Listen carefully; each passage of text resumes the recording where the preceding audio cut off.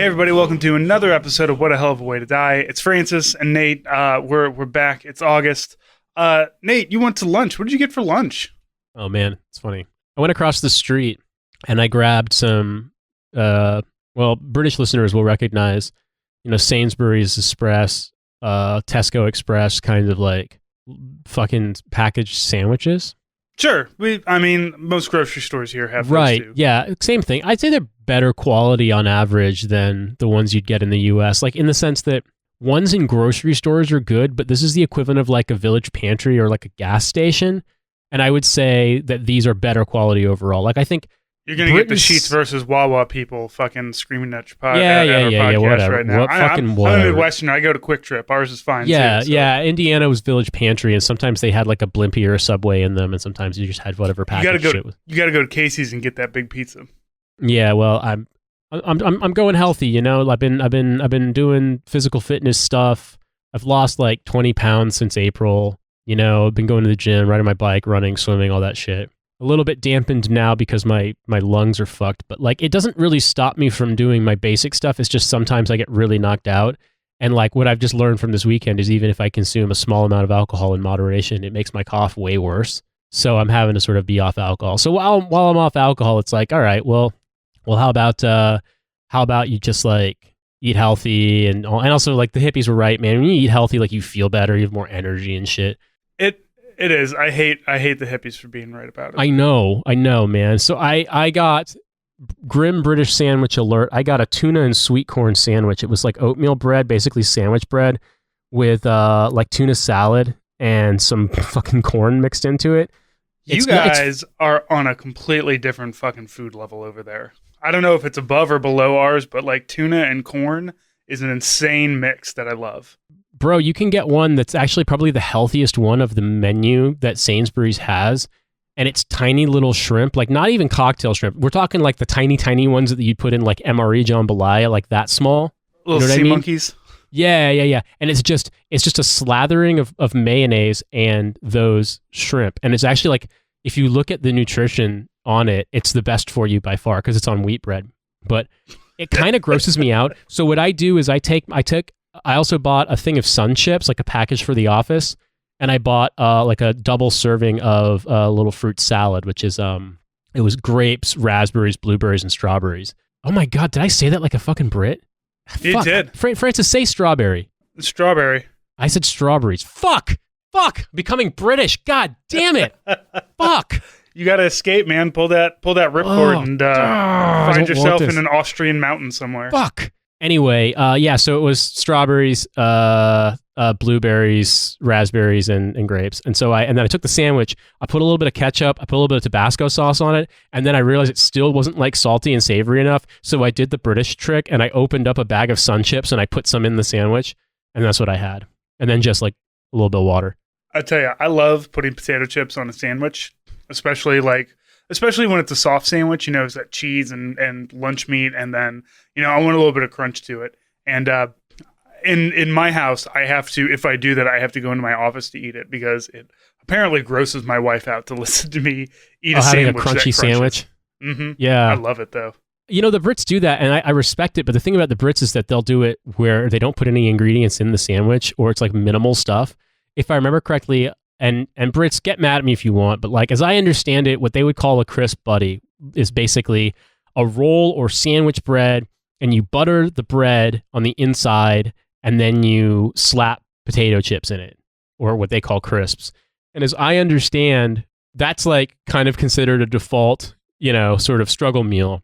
Similarly, you can do one where you put French fries in it as well. And it like, okay, on one hand, a little gross, but I feel like if you put a little bit of sauce in there, a little ketchup action, like you can understand why it's good. I mean, French people might be condescending and highfalutin about it, but I've seen French people make a sandwich where they take French bread, butter the insides of it, and they just put a bar of chocolate in that and eat it. So like, everything's got its own struggle meal dimensions wherever you are, and like no matter how much cultural cringe we might have, assuming that some people will think that Europeans are like more cultured, like we're all from the same bog one way or the other, and we all have our struggle meals. So yeah, at some point in time, and really that some point in time is only about 200 years ago, we were sustenance farming, and sometimes you had to put a bag of potato chips that you got from the local vassal and put it on your roll, I guess. Do you guys have you ever heard of the St. Paul sandwich? Like St. Paul, Minnesota, or is it something else? It's so the St. Paul sandwich was invented. I think it was invented in St. Louis, but it's named after St. Paul, Minnesota, because the guy who invented it was from, well, he was an immigrant too, there. But it's basically egg foo young on white bread with a slap of lettuce or a slap of mayonnaise and one limp lettuce leaf for health. And that's our like struggle meal around here. You can get one of those for like $1.50. It's great. So it's like a chow mein sandwich, basically. Yeah, a lot of just like a scoop of egg foo young onto some bread. I mean, you know what, man? Honestly, people do what they want. Cynthia sent me a video, and it was like struggle meal opposite day in the sense that it was high effort struggle meal, but also like still kind of struggle in its own right. It was a Jamaican guy, and he went full bore making oxtails, like the way one makes oxtails, browning sugar in a pan with oil, caramelizing it, and then browning the oxtails, then basically braising them with like, I want to say onions, green onions, ginger, salt, and pepper. There may have been some other ingredients in there. Like, he definitely fully did it the way you do it. And then he put it in the oven afterwards, and I guess you could say sort of roasted it to the point where it fully fell off the bone. And then what he did was, if I remember correctly, he took the juices and the meat, discarded the bones, basically stirred it up the way you would pulled pork, and then at the same time used a bread machine to make his own sandwich bread. And he then served this sandwich where he had buttered it, toasted the bread. He'd put chopped green onions and a bunch of like coarse ground or shredded Parmesan cheese in the sandwich with the oxtail, like pulled pork style chopped up mixture of oxtail, and then so basically made like a grilled cheese oxtail sandwich. And it looked insane, but it also looked like the kind of thing where you would have to basically prep that sandwich and cook it for 6 hours. And obviously, okay, you're going to make a lot. It's going to be for other people. But like, to me, that much effort into a meal, but the end meal is sandwich, kind of defeats the purpose of making a sandwich, was that it's supposed to be easy. Like, it can be ornate and complicated, but it's supposed to be easy. You know what I mean? Yeah, but the next time he makes a sandwich is going to be easy because everything's already made. That is true, yeah. Like, I can make a ham sandwich, and if you started out with like, so I went out and I slaughtered a pig, like, yeah, it's going to be really difficult, but sure, yeah, fair enough. I'm trying to think if I have any struggle meals that I mean, my brother studied in Japan for a year before he moved there permanently. So in 03 to 04, when I had my first year of college, he was in Japan. And when he came back, we had like a homecoming party for him, and we got a keg of Bass Ale, and it's ridiculous. I mean, we just swaddled it in a wet blanket outside on our porch. Like, it was insane. It was the stupidest thing I've ever done, I think, or one of the stupidest things I've ever done. But basically, it was 3 days of like full bacchanal, the way you can only when you're like 19 years old. And I remember my mom had cooked a ham and had like roasted a ham.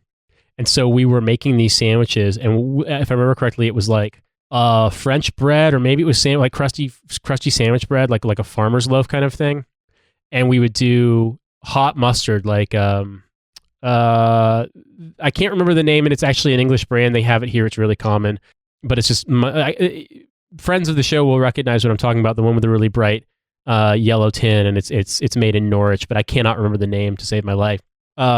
That mustard, and then also I think we did horseradish and like mature white cheddar, and then slices of that ham and lettuce and onion and tomato if you wanted it, and that plus like beer from a keg. It was unreal. It was so good. Like, that'll clear your sinuses out. I wouldn't do it now because it makes your breath taste like shit, and also I don't need alcohol, and also apparently like, I don't know, maybe histamines or fucking sulfites in alcohol is what's causing all these problems. I have no idea because I don't really drink that much, but when I drink, apparently my cough gets worse. Like, I can't do it anymore, so all I can do is reflect back fondly on that era of being such a moron. And, the excitement of waking up at like hungover as shit at like 9:30 in the morning, but then also being like, I do have a keg on my porch, and then struggling about 2 hours before you're like, yeah, beer will make me feel a lot better than I'm feeling right now, and just going right back to it.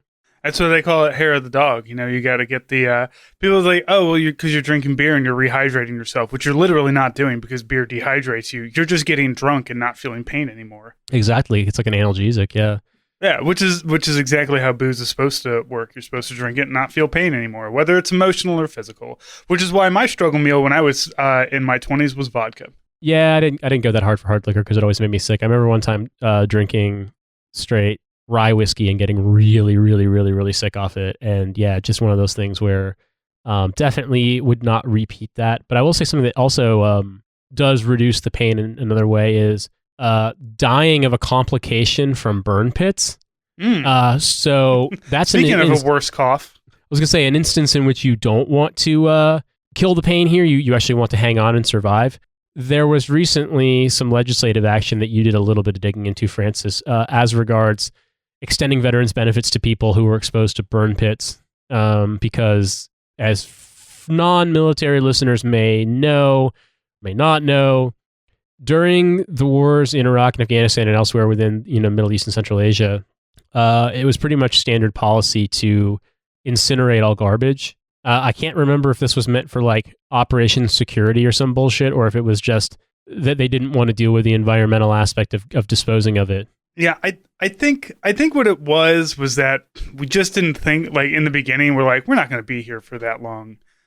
Just take it over there and burn it. And then 20 years passed. And we're still burning stuff out in the pit because nobody came up with a better idea. Right. And the thing that I would say about it too is that what frustrates me about this sort of a thing is that I appreciate they're doing it. And I think it's also helpful that, as I understand the terminology or the wording of this is for people who were exposed, but I did not see any specific qualifiers on there saying that you had to have been honorably discharged. So people who have life circumstances from this but didn't, receive an honorable discharge would still be eligible for VA care and also for disability, which is good because many people may not be aware of this, but if the military decided they had cause to kick you out, you basically don't get any veterans benefits. And while in some cases they will extend them to you depending on your situation, and if you're within 5 years of coming back from a combat deployment, it also really depends heavily. I've met people who said that they were able to get treated decently well, even not having an honorable discharge in places like New York, New Jersey. I've also heard of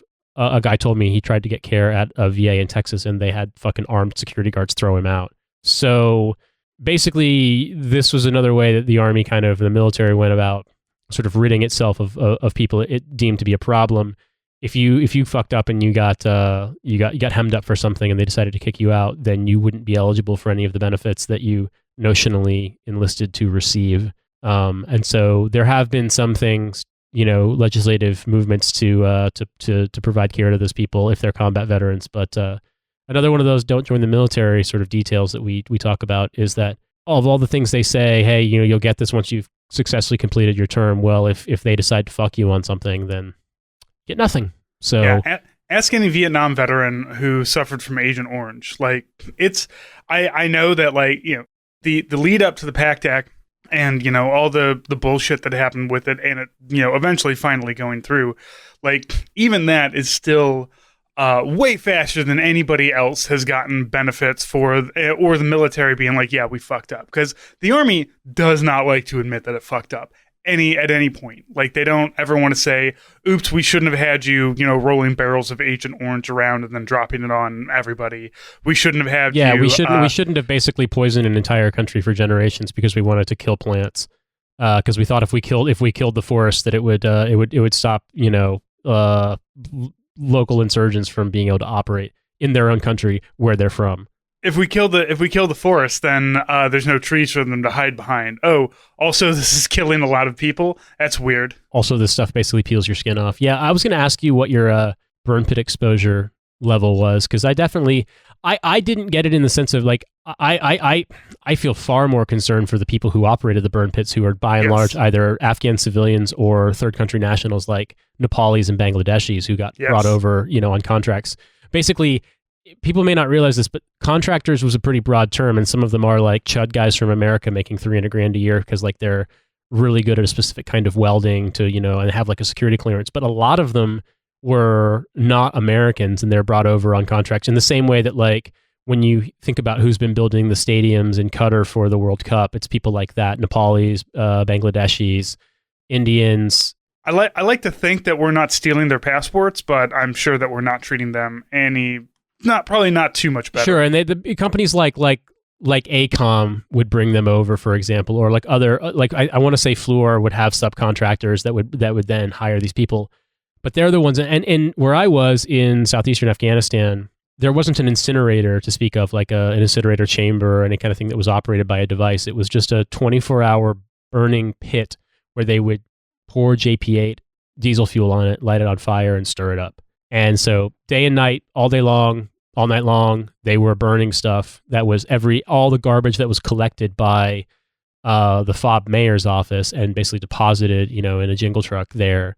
Their way of getting it was like an open air landfill where they were burning everything. And Sharana, where we were, was at about, I want to say about 7,000 feet base elevation. So pretty high up, and you got a lot of temperature extremes because it was high up and it was a really dry climate. So at night it would cool off a lot. And the sort of, as I understand it, the sort of atmospheric effect of this was that a lot of this trash smoke that was being kicked up by them burning nonstop would then settle.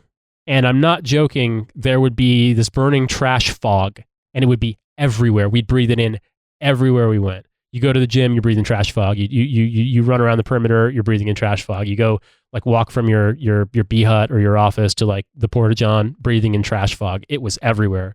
A friend of mine's dad is a neurotoxicologist, and I was like, is this something I should worry about? And he honestly was like, I mean, it's not great, but it's also, you weren't the one doing the burning. That's the people I'd be worried about. Mm-hmm. So there definitely are people who I think have reacted very badly to this and have become very, very ill, and that's one of the explanations. There's similar stories about people who were assigned to K2 in Karshi-Khanabad in Uzbekistan in the early part of the war, that the cantonment area of the base they put them on was a former decon site for a NBC unit in the Soviet Army.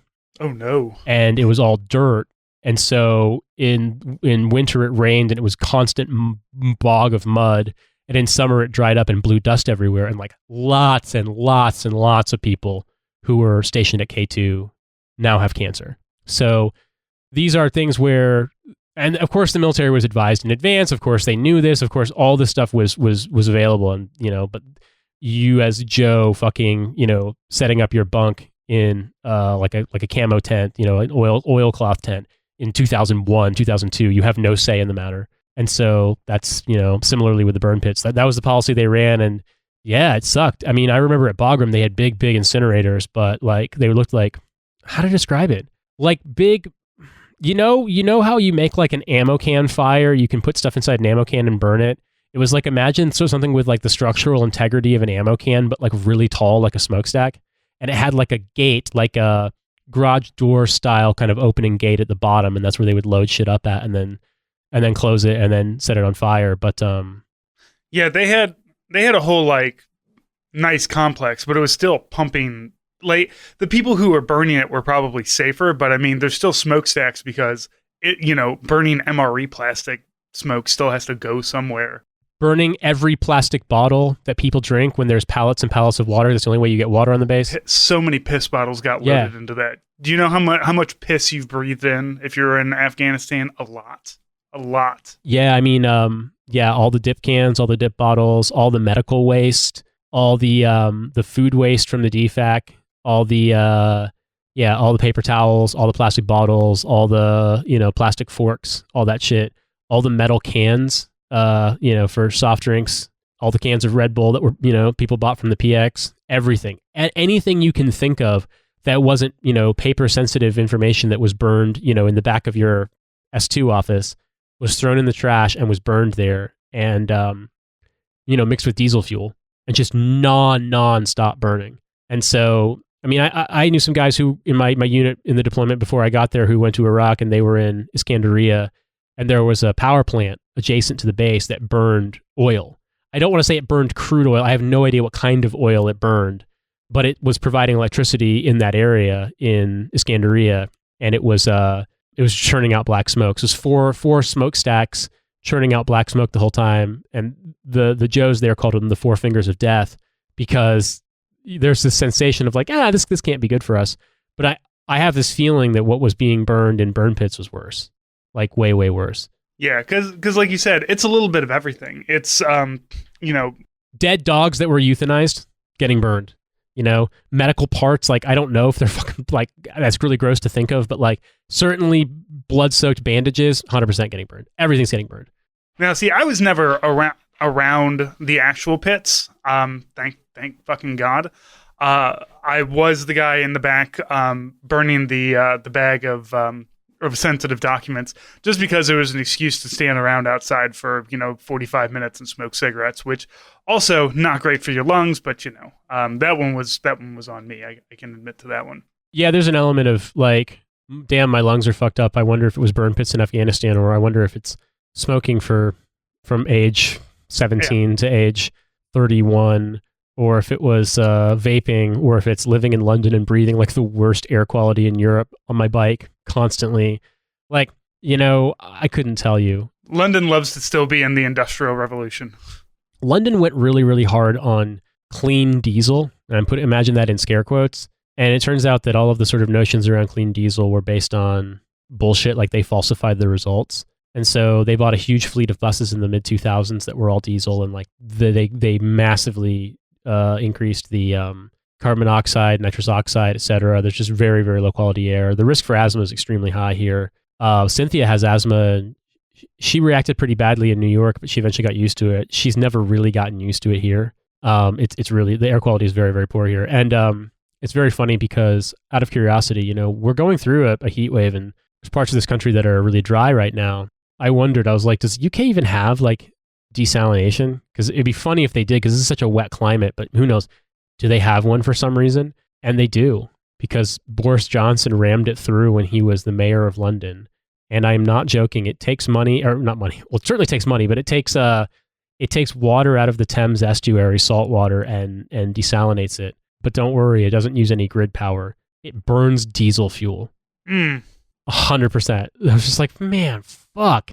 So yeah, the air quality here is quite poor, and yeah, it has affected my lungs, I think. But yeah, I also do sometimes wonder. I mean, I was on Sharana for like, do the math in my head here, like 6 months, 7 months fully, and then I'd go back all the time, but I wasn't like living on it full time after that. I just recall, especially in the summer, man, every fucking night, smelling the trash fog and thinking to myself like, well, I hope there's nothing poisonous in this shit, because but I don't even think we had it that bad. I'm pretty sure there's places where it was way worse. And you know what? Like I said, I was not exposed to burn pits directly. I didn't even know where the burn pits were on any of the bases that I was on. But you should absolutely, if you're a veteran and you were overseas at any base at any time in Iraq, Afghanistan, Kuwait, any of those places, sign up for the burn pit registry.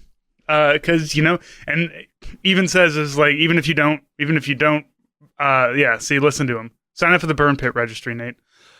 Maybe I registered a long time ago.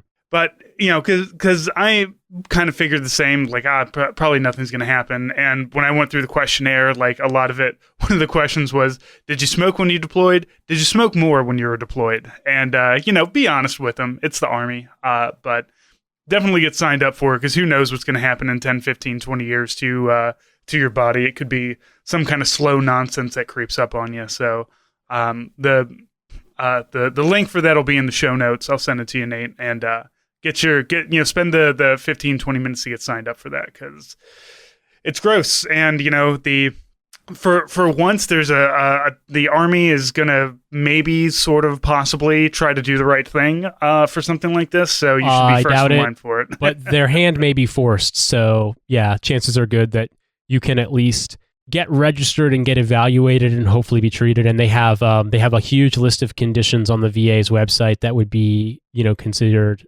presumptive caused by burn pit exposure if you were. And you don't have to have just been in Iraq or Afghanistan. If you were on auxiliary stuff in Kuwait, in Jordan, in Syria, if you were air crew and you flew over these areas, there's still coverage in terms of your eligibility. So yeah, definitely if you are at risk, I feel like that's one of those things where you want to get signed up.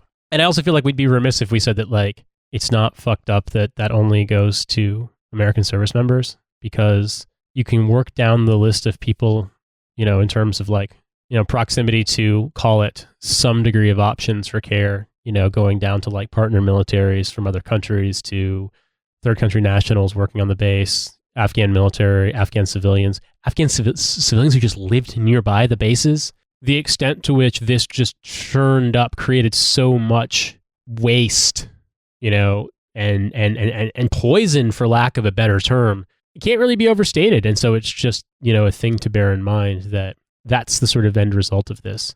Yeah, our presence in Afghanistan is going to be an indelible mark for the next 100, 200 years. Well, I would say easily. The same in Iraq too, because as far as I'm aware, we didn't use depleted uranium in Afghanistan. We might have, but I don't believe we did. Certainly not to the degree that it was used in Iraq. And once again, I am certain that down the line there's going to be evidence showing a direct link with this stuff.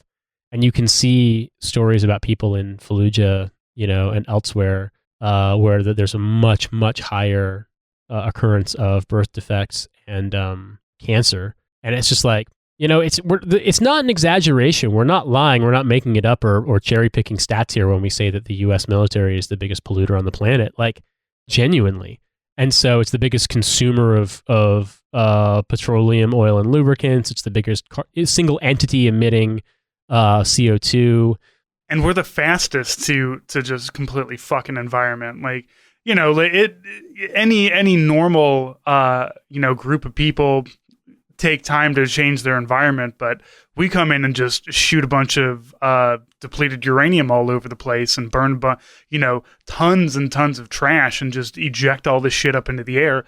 20 years. Like, it's insane the amount of environmental damage that the military did during all of this. And like you said, it's very nice that our people are going to maybe get something out of it. That's great. That's wonderful. But the Nepalese guys who were, pushing the sticks inside of those burn pits or just working anywhere. Or quite frankly, what I saw was mostly Afghan dudes, people literally who just walked in from the nearby town and, worked a shift and then walked home. Right. We'll give you $10 to come out here and stir this for 12 hours. Like, yeah, all right. I got nothing. Can't even imagine it was that much is the thing, man. Like, I think it was probably closer to like between 3 and 5 and for a day.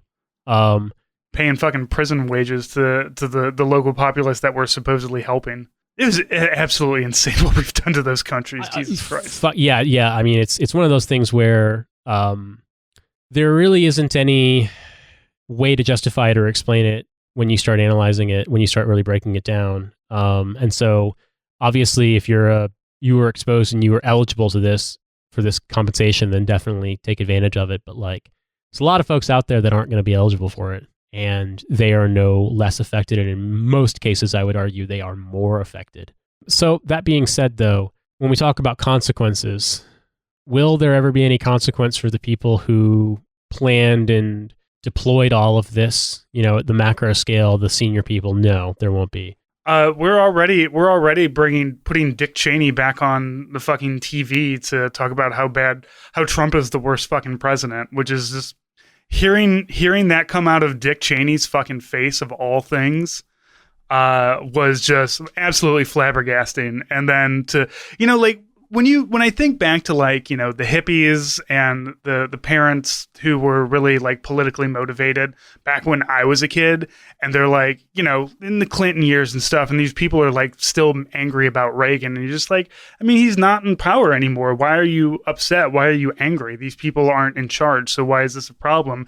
And then you grow up and you're like, oh, it's because the people who did all of these terrible things face literally no consequences. Dick Cheney will get rehabilitated for every liberal who absolutely loves the Constitution and thinks that the rule of law is the greatest thing in the world, or exists in the first place. Yeah, and I mean, look, it's very funny that Trump's Mar-a-Lago residence got raided by the FBI, and it's very funny to watch like every Trump sycophant just be like, go immediately Antifa about it and go immediately it's like they're yelling abolish the FBI harder than anyone ever yelled abolish ICE. It's very funny. However, what I wanted to talk about was that there are consequences for some people, typically lower ranking people, for doing dumb bullshit. And one story that you brought to my attention, I was in Army Times on the topic of one of our favorite subjects on the show, which is stealing from the Army. We love to steal from the Army. We do love it. You know, Francis, you've told the story on the podcast before, so I'll do a quick potted history summarized version of it. But the guy who told you the story about withdrawing from Iraq in 2011 and how they didn't have space in the shipping containers or the trucks to bring home like computers and digital cameras that were all new or usable, like very high quality stuff. So they just basically like doused them in gasoline and set them all on fire. I'm sure that was fine to inhale too. Yeah, exactly. But that's one of the things that makes me laugh is that also setting that all on fire. Charlie Mike, you fucking, promote above peers.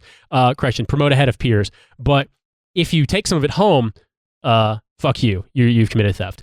Now that's an oversimplification, but the story we've got is Army vet sentenced for $2 million Fort Hood gear theft. The story is by Allie Griffin from the New York Post. An Army veteran who pleaded guilty to stealing $2.1 million worth of military gear from a Texas Army base was sentenced to 18 months in prison last Tuesday in order to pay more than $1 million in restitution to the Army. Jessica Alentrell Smith, 30 years old, was ordered to serve 18 months in prison, followed by 2 years of post-release supervision by U.S. District Judge Drew Tipton during a remote hearing, the Killeen Daily Herald reported. Smith must also pay $1.3 million to the Army as restitution for her role in the Fort Hood theft, Tipton ruled. The vet pleaded guilty in April to stealing dozens of Army thermal scopes, radios, and night vision goggles from the Texas base. She and two co-conspirators snatched the expensive specialty equipment sometime overnight between June 16th and June 17th of last year, the local outlet reported. The next day, soldiers at Fort Hood found the locks on 17 shipping containers had been cut, and a count of inventory found that a total of 137 items worth about $2.1 million were missing from the containers. Quote, "It was a smash and grab," Assistant U.S. Attorney Joel Stacey Dunn said on Tuesday, according to the Herald. Quote, "They took whatever they could get." Smith and her co-conspirators were caught when Army investigators spotted items from the stolen loot for sale on eBay less than 2 weeks later. The items on the resale site had serial numbers that matched the missing equipment. On April 5, Smith pleaded guilty to one count of conspiracy to defraud the U.S. A second count she was charged with was dropped as part of the plea agreement, according to the Herald. The veteran apologized to the government, her Army unit, and her family during her sentencing Tuesday, the outlet reported. Quote, "I want a better reality," Smith said. Quote, "I want to do better in life, and I'll never be in this situation again." Her lawyer, a court-appointed public defender, said the mom of two got, quote, "financially desperate," unquote, in trying to provide for her children. One of Smith's co-defendants in the case, Nathan Nichols, also pleaded guilty and is scheduled to be sentenced in October. He's expected to share in the responsibility of paying the $1.3 million restitution to the Army, the judge in the case said. A third co-defendant and fellow Army veteran, Brandon Dominic Brown, pleaded not guilty in November 2021. He will go on trial September 6th with a grand jury. Look, if you're going to do crimes, and certainly crimes of stealing stuff from the Army is not that much of a crime. Like I would be hard proud. Like, I mean, I'm not going to go into readiness and all that bullshit, but like this was a bit overdone, guys. Like, look. Let's just say what it is. All right, call it what it is. The Army sucks at maintaining its equipment. We lose shit all the fucking time. When you do something like this, cut locks, break into shit, there's no CCTV. They can't fingerprint anything. Everything's been all over the place. All they've got are serial numbers. So what do? You don't sell the shit with the serial numbers on it on eBay. Yeah. Steal a Dremel tool as well and Dremel that shit off. Like, that's the first thing you do is Dremel it off. But secondly, this is one of those things where if I'm going to put my crimes hat on, I'm just going to say you kind of want to have someone cleared in advance that you can trust who can sell people this shit in a way that doesn't require you to sell it on eBay where CID can fucking go looking for like, PACT 2 or what is it, fucking like PACT 4 or ACOG or whatever the thermal scopes are, or is it a PEC 15, all that shit. Like a pricky E7. Pricky 7, yeah, exactly. Pricky 7, yeah. Famously, the thing you don't ask your platoon sergeant for because then you get, or special eBay auction for like a top secret box of grid squares. Look, what I'm trying to say is, if you are selling stolen Pelican cases that no one really cares about, fine, eBay. Don't maybe list like 300 in the same sale, but you know what I mean? You can do one or two. But sensitive items, you kind of don't want to go this route. Yeah, anything, steal whoobies, steal sleeping bags, steal body armor. I had to do a fucking flipple on a soldier because he lost his sleeping bag. Like, the Army does actually prosecute shit when they want to, and like they go after loss, but like when it can't be blamed on an individual, when it's obviously a crime has been committed, like that was a cold case, that was a dead case. There wouldn't have been any leads until you literally did the stupidest possible thing and put it up on eBay. Like, that's one of those things where you kind of need to know a guy who kind of needs to know a guy who does some crime and sells some drugs kind of person who can then maybe fence that shit for you. Preferably not living in Killeen, Texas. You know, like, maybe go a little out somewhere where there's not an army base. You know what I mean? Maybe you can find somebody in Dallas, maybe in Houston. Houston's a big city. There's lots of crime in Houston. I'm sure you can find someone in Houston who does crime and sells fucking drugs or something, who also helps people get guns or some shit. You got to know some criminals. You can't have your fucking baby's first crime be something where they're literally going to have the FBI and CID looking for you. So Nate, what, and we're gonna, in Minecraft this one, but if you're gonna steal stuff from the army, how would you go about it? How do you do this and not get caught? How do you steal sensitive items and not get caught? Anything. I mean, anything. Like, say I need to make like, $50,000 real quick, and I have access to the supply cages. What am I going for? I don't want to say anything that's going to incriminate myself. What I'm going to say is the following. You, as a guy with a key to the supply cage, can only do so much as to get yourself in trouble. Yeah, you are suspect the supply number one sergeant, also. Your supply clerks maybe, but your supply sergeant, now those folks know. And what I would say, if I had to hazard a guess, what I would say is, if you want to make money and do crime, the way to go about it is to, this is all dated information from a long time ago, so I have no idea if this still applies, but when I was in, stuff that was going to be turned in as unserviceable, as long as you were able to forge, fuck it, I can't talk about it. I genuinely have to cut this. I genuinely can't talk about this. If you want the answer, Francis, the answer is, my supply sergeant had basically a whole case of forged red tags for turn into Redstone Arsenal, and they could just basically, like, they had forged the signatures of the guys who would be in charge of receiving this equipment, and they could then hand it over to the property book and say, like, well, it's already on like a pallet to Redstone, like it's been handled, it's off our books, it goes away. The item could still be there. Like, you could just steal shit, you could delete shit out of the system that way. Like, there's a way to do it. It's shady as hell. It's a way to do it. Yeah. As good as military's logistics are, they're not that great, and things always do fall in between the cracks. And look, I'm going to tell you, man, MREs are real expensive online now, so that's a good way to go with it. Yeah, what I would say basically is that if you wanted to steal something, either steal stuff that's not accountable, that doesn't have a, certainly the sensitive items are a risky one, and accountable items are things that are of a certain dollar value. You want to make sure that the stuff that disappears, you can't get a statement of charges for, or stuff that's going to be basically in transit to be coded out, sent for maintenance or disposal. Once it's off the books, there's a lot of gray area. That's my recommendation. Just resell Skillcraft pens. Maybe you'll, and the little green books. Little green books, yeah, some unit patches. Honestly, I'll be honest, straight up with you. The person who would need to talk to on this would be someone who'd been a supply sergeant. Preferably a supply sergeant who'd been deployed. If they, if you're willing to go on record and talk about it, we'll absolutely, you don't have to use your real name, and I'll give you the IRA voice filter. You can talk like this on the recording.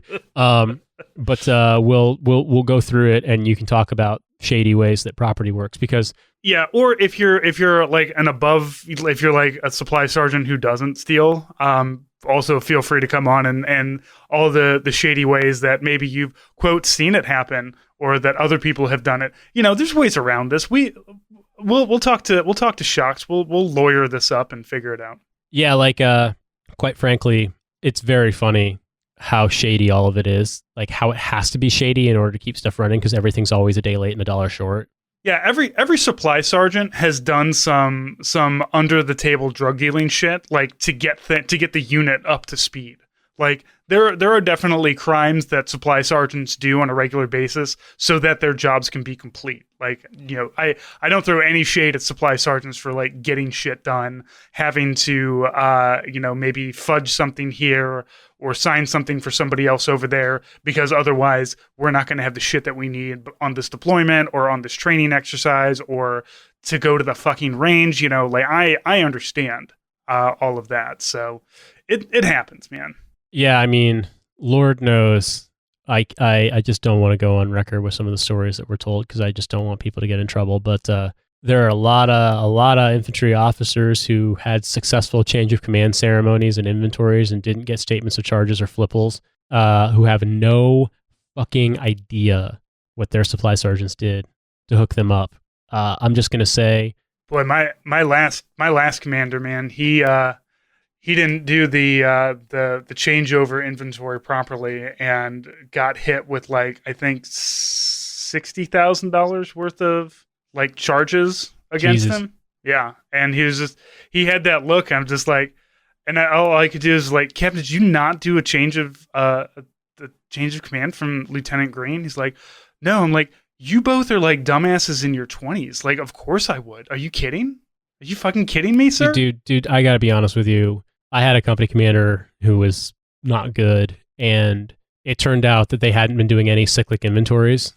They've been doing the monthly sensitive item inventories because they had to, but they just been pencil whipping all the cyclics. Mm-hmm. And a headquarters company has so much stuff.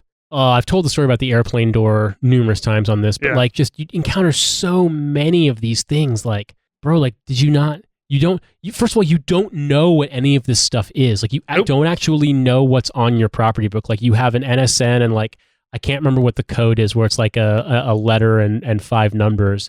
But you have like the item code and the national stock number and then the description, and you have Googled it and found it on WikiLeaks like everyone else, but you have no idea what it actually is. And you can actually go down to the property book office and you can talk to them, especially if you're a company commander, and give them that info that you're looking for, and they can tell you what it is. But like, these guys, like anyone who's been in the Army and done supply knows like the hell of just being like, what is this item that I'm supposed to be looking for? Can someone tell me what it is? And yeah, like a lot of people just don't want to do it. They're busy. They're like, fuck it, it's fine. I'm sure we're good. And then they're really boo-boo lipped when they wind up with a statement of charges, after a financial liability investigation of property loss, or FLIPL for short. Don't ask me why I know these. It's almost like I had to do FLIPLs a lot because I was the headquarters company XO, and whoo boy, I don't wish that job on anyone. Well, as always, we say don't join the Army, but if you are going to join the military, don't steal $2 million worth of shit in one day.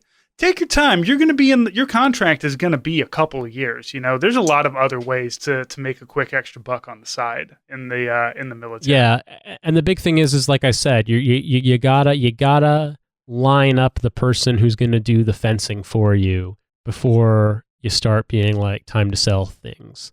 Like, if you can get things and you can get away with it, but like that too, I mean, surely if stuff goes missing and then the trail goes cold for like a year.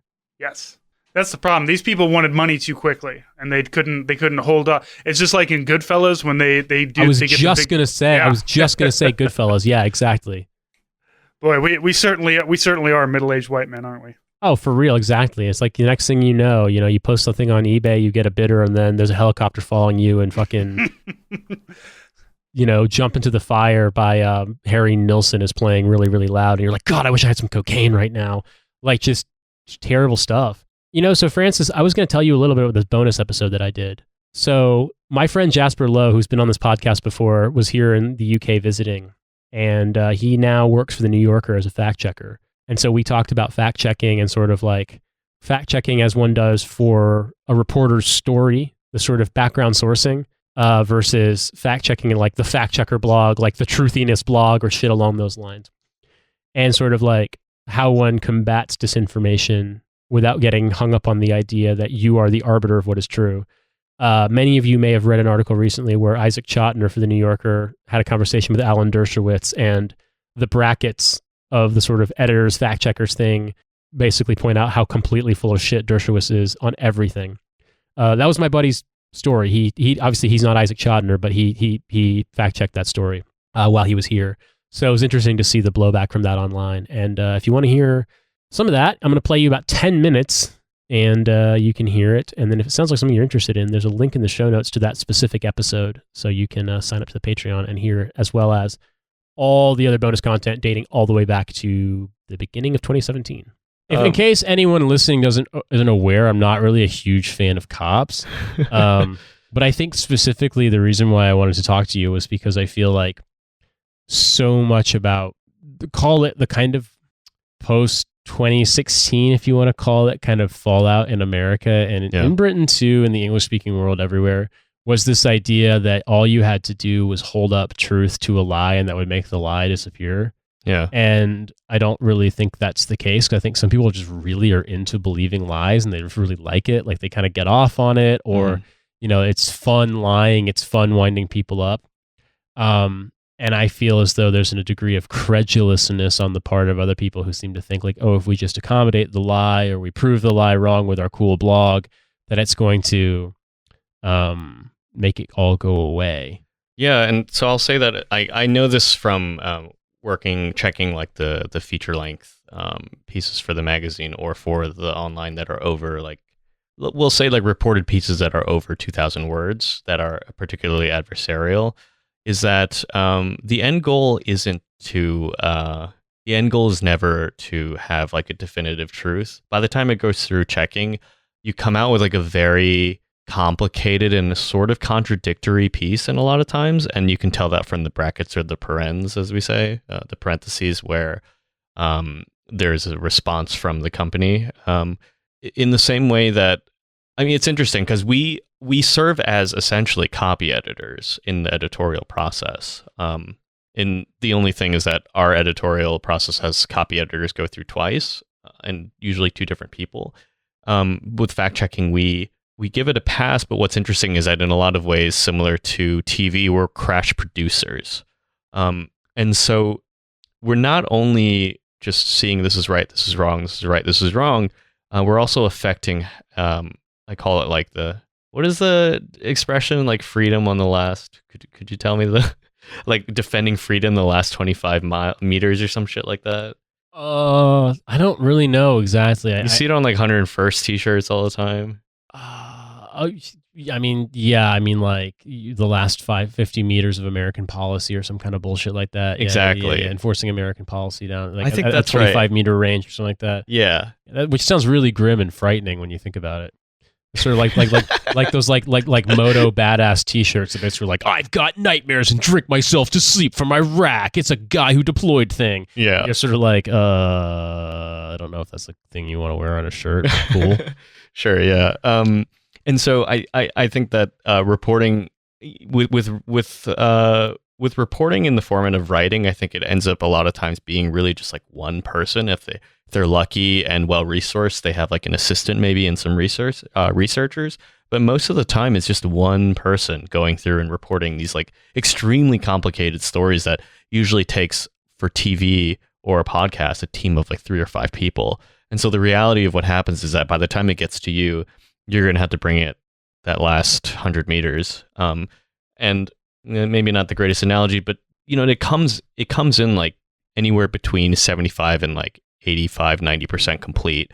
And we're here to wrap it up. And a lot of the things that kind of getting back to the Washington Post kind of like arbiter of truth part, is that the reality of where reporting usually comes in at is that the adversary, so to speak, or the person that is not the person that's being maligned, because the person who's being maligned is always the one who's talking, because that's usually where the story starts from.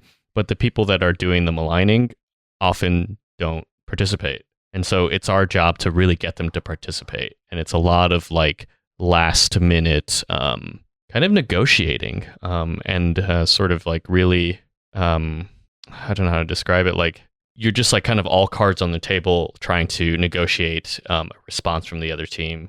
But I don't want to say, I mean, it ends up being kind of like team A and team B because it's the person who's maligned and the person maligning. But when you ask me about like what that means in terms of like what the fact checker does, is that I think what I've learned is that it's not necessarily getting towards what's right and what's wrong, even though that is an obvious part of the job.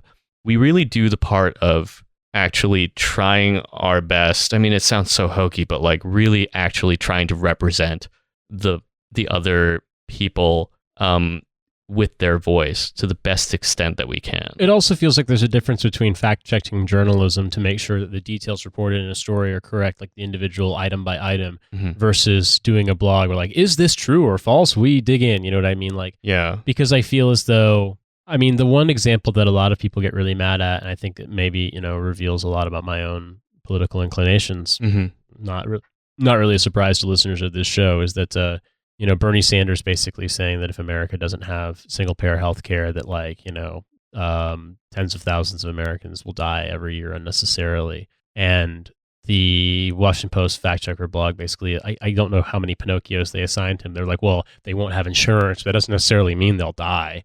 And it's just like, God, I know, right? Like, there's this one really big tree. Otherwise, I would have totally been able to see the forest. And it's like, that kind of a thing. Like, it's just, it seemed deliberately obtuse. Yeah, I mean, I'd say that it would... and that's a different thing than what you do, though. Yes, I actually... But that is the thing that people associate, I think, hearing fact-checking and stuff like that, because it's become so... It's kind of touted as this, salve to, misinformation. I mean, it's eponymous, too. It's, in the name. One will assume that's what you do. But I think if I were to think of you're a fact-checker. You basically carry Glenn Kessler's sword for him everywhere you go. Yeah. I think that if there was an army analogy, it would be... you're sort of from the home unit going to NTC, you have to do the Op 4 stuff, but you return back to the unit that you're with to deploy with them. I think it would be way sicker when you went to NTC, when you played Op 4, you just got deployed, but they made you join the Taliban. You basically, once you did Op 4, they're like, all right, now you have to go overseas and fucking, lob grenades at us. You're actually enemy now. You're actually, yeah. But then you still have to redeploy. Yeah, exactly. You have to come home and everyone's going all right, get over it. Deal with it. Yeah. That's basically the plot of the unknown or relatively unknown sequel to the book that Full Metal Jacket is based on, where Private Joker joins the Viet Cong or the North Vietnamese army. It's called the Phantom Blooper because the bloop gun is the old-fashioned grenade launcher, and the rumor was that there's this GI who's turned to the NVA side, and he hunts outside the perimeter, and he's just fucking lobbing grenades at people and killing American GIs. And then Joker wants to go report on it, or he gets sent out to report on it at Khe Sanh, but then he winds up getting taken prisoner and brainwashed by the NVA, and so he then becomes the Phantom Blooper himself. So that's basically Op 4, or maybe that's what's going to happen when Glenn Kessler, who works at a completely different publication than you, finally pisses you off. You're going to actually you're going to drop his sword, and you're just going to fucking do a green on blue for fact checkers. Yeah. You don't go from that. You don't like riffing? Where do what the fuck, Jasper? You got to riff. This is podcast. This is what you do. You riff on everything. Riffing on a green on blue, lobbing at Glenn Kessler. Yes, that's what's going to happen. Yeah. I mean, I was thinking about this also because of the way that fact checking sort of. I have an example that because I live in this country and because I've reported on political media, for my own shows and other things here. I have an example of something where it's kind of like the dark art of fact checking. It's a funny example, but okay. So in 2019, there was a general election in this country between the Labour Party led by Jeremy Corbyn at the time and the Conservative Party led by Boris Johnson, the current, beleaguered prime minister who is stepping down and is probably going to be replaced very soon. And during one of the debates on, I believe, BBC, a televised live debate between Corbyn and Johnson, the Conservative Party, someone who knows where, but this clearly must have happened at a decently high level. They changed their handle, display name, avatar, etc., on the official Conservative Twitter account to Fact Check UK, and just lied complete bullshit about everything that was being said on the debate. Jeez. But it was a verified account, and it was sort of presuming to be this fake, this real fact checking, anti-disinformation source. But it was actually the current government. The party apparatus of the current government fully lying about shit, just making shit up during a debate and being like, but we're an independent fact-checking organization. And I think the reason for doing that was to muddy the waters, but also just because of the fact that people would see a verified account and they would be like, yep, it's fact-checked. And it's like, that thought crossed my mind that the process of verifying all of the claims in a piece of journalism seems like 100% essential to the art, if you will. And that's very different, despite the name being the same, from running the truth blog where you give how truthy does this smell, and you get like 5 noses depending on how truthy it smells. That kind of dumb bullshit, which I obviously dislike. And I feel like the former, which is making sure the stories actually correspond to the facts and Yeah. your reporter hasn't fucked up, is very different than, positing yourself as like the ombudsman of reality. All right, everybody. Remember, you can follow me at Army Strang, follow Nate in these deserts, follow the podcast at Hell of a Way. We got the store, we got the Patreon, we got lots and lots of content, lots of ways that if you want to give us money, boy, will we take it. So check all those things out. We do a lot. I really enjoy doing random bonus episodes. I like, and I like that. We don't. If you like the military stuff, but you don't really want it to be constantly military stuff, our bonus episodes, aren't necessarily always, current Army heavy. So we got a lot of good stuff out there. Go take a listen. But you know what? Thank you for listening. Thank you for whatever support you can give us. And Nate, we'll talk to you next week. Yeah, talk to you soon.